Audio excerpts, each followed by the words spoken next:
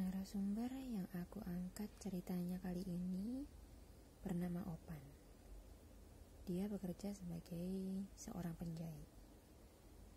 Awal kisah pengalaman mistisnya bermula ketika dia baru saja menikah beberapa tahun yang lalu.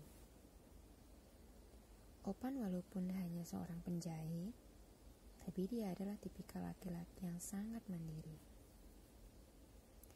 Opan mempunyai prinsip, kalau dia sudah menikah, dia tidak mau tinggal serumah dengan orang tuanya ataupun mertuanya. Dan kebetulan mertuanya Opan mempunyai satu rumah kosong yang sudah 8 tahun tak berpenghuni.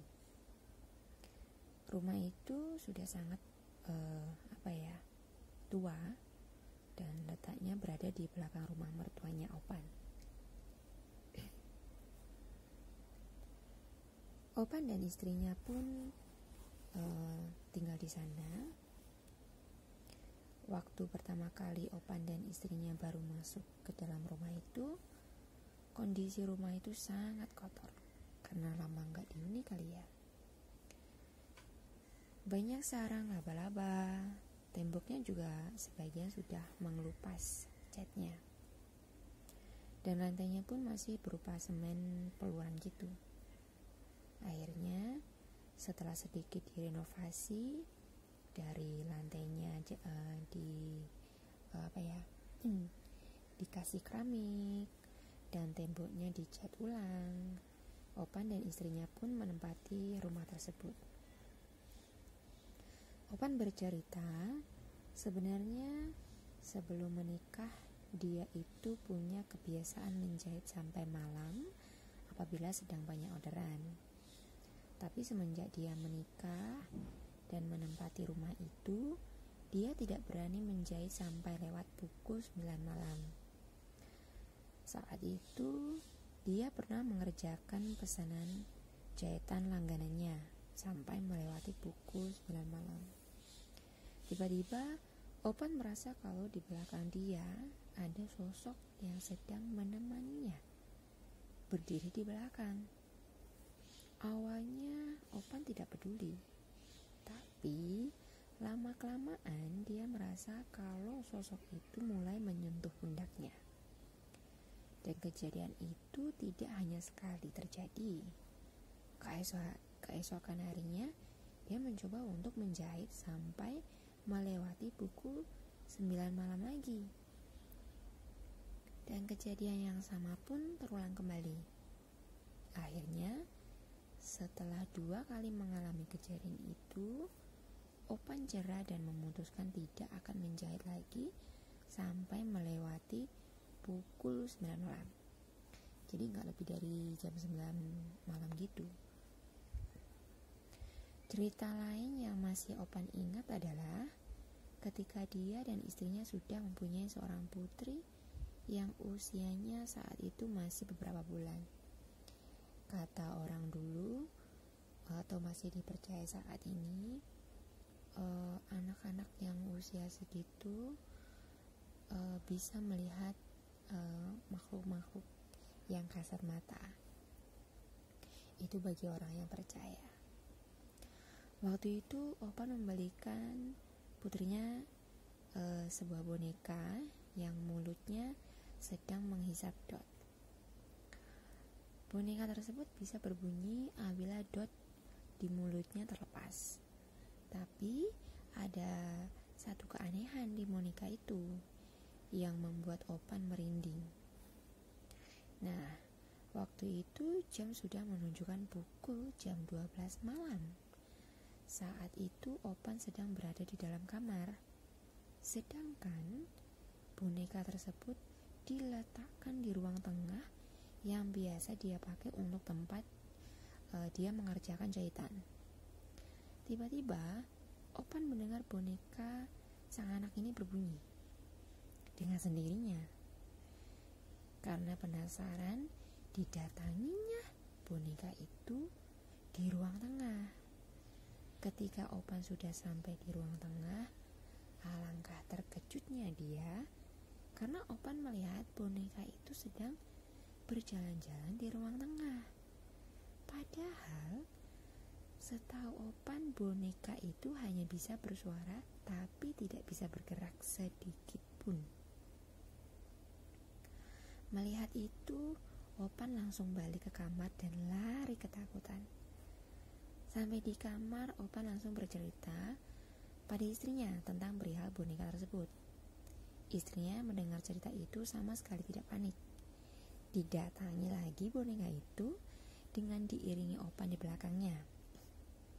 Lalu boneka itu diambil oleh istrinya dan dimasukkan ke dalam kardus. Masuknya boneka itu ke dalam kardus tak juga menghentikan gangguan gaib yang terjadi di ruang tengah.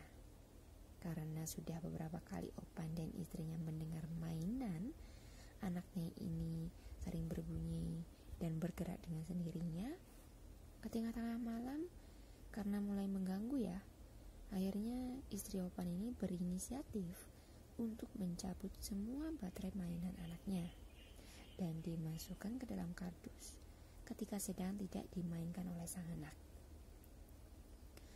Beberapa minggu setelah kejadian itu, pada suatu malam Opan tidur-tiduran di ruang tengah sambil menonton TV. Saat itu sudah pukul jam 1 malam. Jam 1 pagi ya, bukan malam, pagi.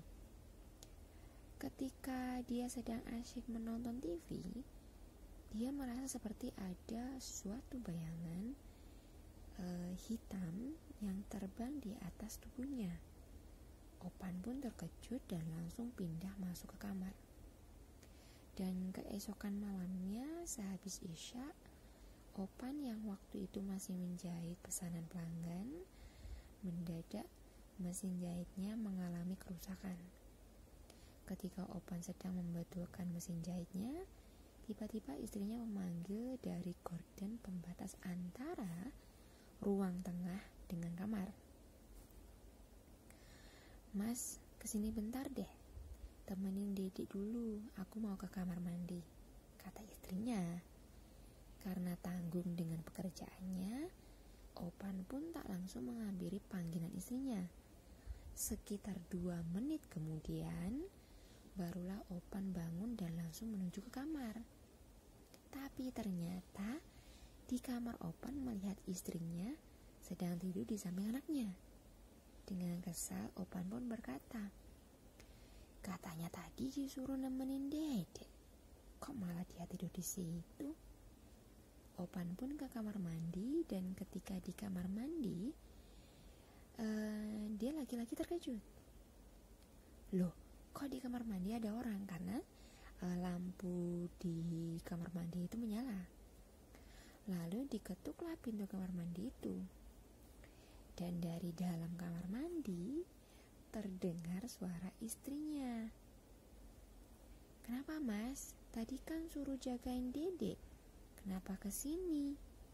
Nah, si Opan pun bingung. "Loh, kamu bukannya di kamar?" Istrinya juga ikut terkejut. Sedangkan Opan langsung balik lagi ke kamar anaknya maksudnya. Ketika dia balik ke kamar, ternyata dia melihat istrinya masih tertidur di kasur samping anaknya. Opan pun langsung bingung. Loh, ini yang benar tuh yang mana? Yang di kamar atau di kamar mandi? Menurut kalian yang mana? Yang istri yang beneran nih, bukan jadi-jadian.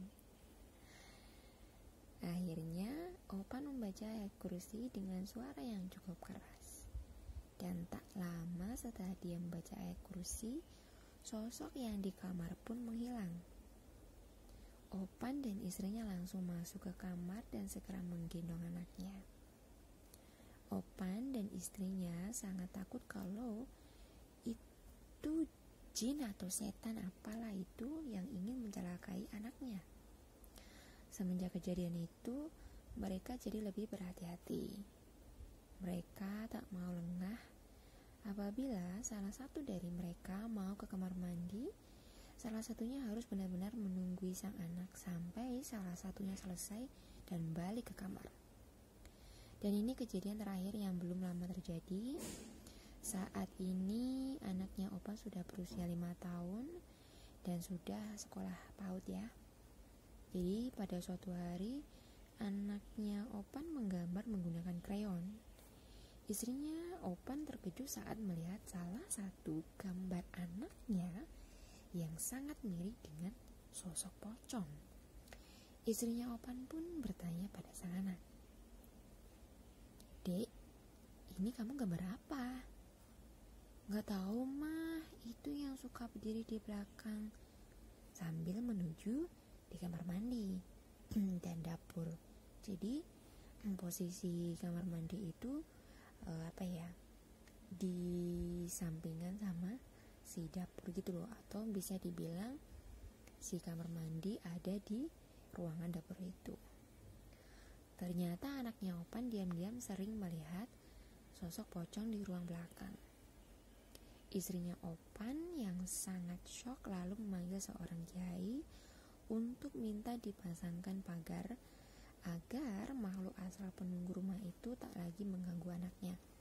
Seperti apa ya, kayak pagar gitu loh. Kalau orang Jawa itu digunakan agar si anak itu terjaga, yaitu tergantung kembali masing-masing ya, percaya atau tidak. Setelah mengalami kejadian demi kejadian dari beberapa tahun yang lalu, ada sisi positif yang bisa Opan ambil. Opan jadi lebih bersemangat bagaimana caranya agar dia bisa pindah dari rumah itu. Opan pun makin gak bekerja, rajin menabung, sampai akhirnya baru tahun kemarin dia berhasil membangun rumah sendiri. Dan Opan beserta istri dan anaknya pun segera pindah ke rumah yang baru. Jadi setiap entah itu negatif atau itu jadi mengganggu kenyamanan kita, pasti ada di sisi kebaikannya ya gitu. Jadi ambil hikmahnya aja. Kalau teman-teman ada di rumah itu, kalian memilih untuk menabung dulu untuk bisa beli rumah sendiri, atau memilih pindah untuk berada di kontrakan. Kalau kontrakan kan tiap bulan harus bayar ya, jadi nggak bisa nabung buat beli rumah sendiri. Jadi kalau kalian sendiri memutuskan untuk stay di sana atau pindah di kontrak.